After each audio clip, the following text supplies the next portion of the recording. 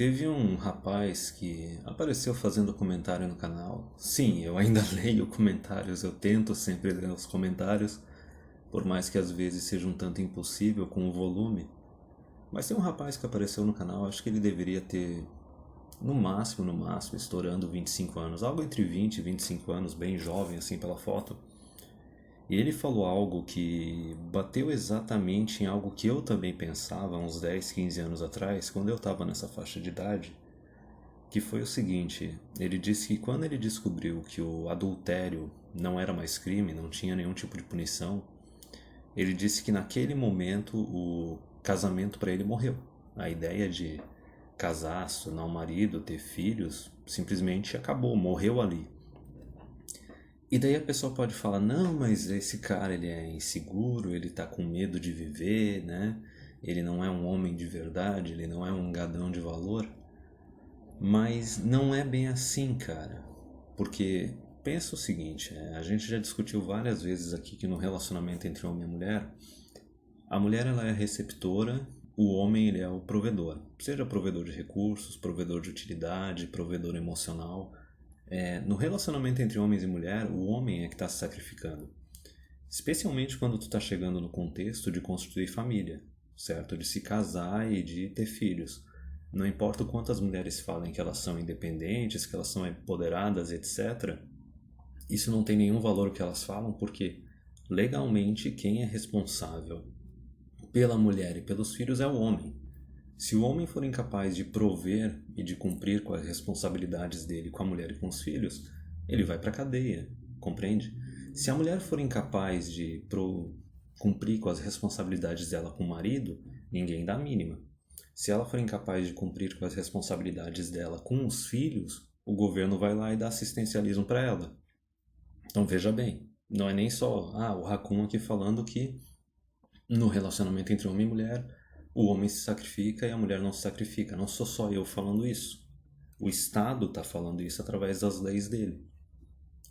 E esse raciocínio desse rapaz está muito correto, não só isso, porque ele está tendo aquela visão de longo prazo. Ele está pegando aquele contexto histórico. Veja bem, descriminalização do adultério, isso deve ter sido lá na década de 60, 70.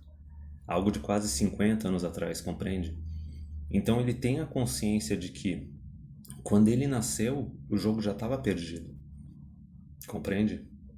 O jogo já estava perdido quando ele nasceu. Quando ele nasceu, essa lei já estava em ação, certo? O adultério já não era crime.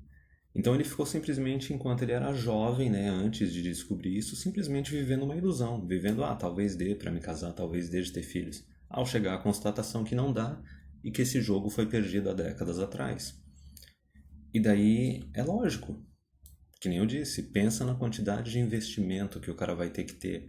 Investimento emocional, financeiro, de tempo de vida também, para daí se dedicar a esse plano de se tornar um marido, de se tornar um pai, para a qualquer momento poder ter tirado tudo dele. Compreende? Não tem nenhuma garantia, não tem nenhuma segurança. Isso que ele só falou a respeito do adultério. Ele não falou a respeito, por exemplo, da fraude de paternidade. Fraude de paternidade também é um outro jogo que foi perdido.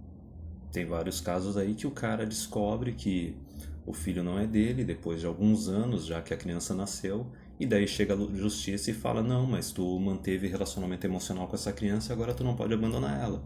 Sabe, se ferra. Tu vai ter que ficar se sacrificando aí e sustentando o filho de outro homem. Eu não sei em que universo isso é justiça. Mas eu queria comentar também a respeito desse caso por causa do seguinte: o pessoal, especialmente o pessoal igualitário aí, o pessoal moderninho atual, eles falam esse negócio de que a primeira onda feminista ela era boa, a segunda onda ela era boa, foi só a terceira, a quarta e agora a suposta quinta onda feminista que a gente está desenhando aqui no canal, só a terceira, a quarta e a quinta que são ruins. Não, cara. A primeira onda foi ruim, ela foi o começo de tudo, ela foi a porta de entrada para drogas mais pesadas, porque, logicamente, o homem ganhou direito de voto, né? Ele conquistou, porque ele serve no exército. A mulher ganhou o direito ao voto de mão beijada. Só que a partir do momento que, com esse voto universal, com as mulheres tendo o direito de voto, a coisa foi piorando cada vez mais, porque elas foram pressionando o governo e também os caras começaram no governo a criar mais e mais leis para atrair o voto feminino, que só ferram cada vez mais com os homens.